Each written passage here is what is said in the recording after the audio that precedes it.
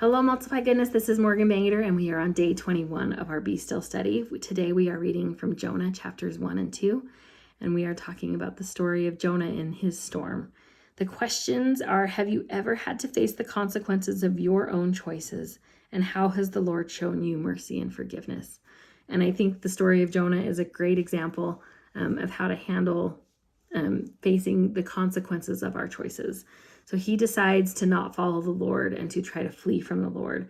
Gets on a boat, and in chapter 1, verse 4, it said, "The Lord sent a great wind on the sea, and such a violent storm arose that the ship threatened to break up." Something that stuck out to me as I read this story this time is that the choices we make don't only have negative consequences for us, but for those around us.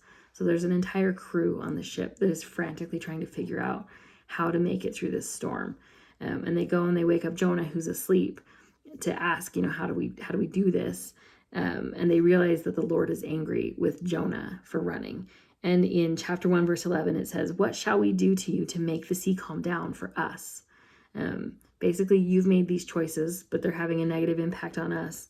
How do we help make it stop? And he says, "Throw me over the boat." They don't really want to do it, but they reluctantly agree. And as soon as they throw him over, that's the peace comes for them. As soon as they get that negative energy out of their life, then the calm comes. But it sends Jonah into even a deeper, darker place, the belly of a fish. And for 3 days and for 3 nights, Jonah is in this deep, dark place. And he says, "In my distress, I called to the Lord and he answered me. From deep in the realm of the dead, I called for help and you listened to my cry." So the Lord, though he had to take him deep into a hard, dark place to help him realize that he needed to listen to him in order to find peace, he never left him. For 3 days and for 3 nights, he cried to the Lord and the Lord heard him. And finally, he was able to find peace after he hit rock bottom and promised to change. That is when the Lord brought him to the dry land and brought him peace.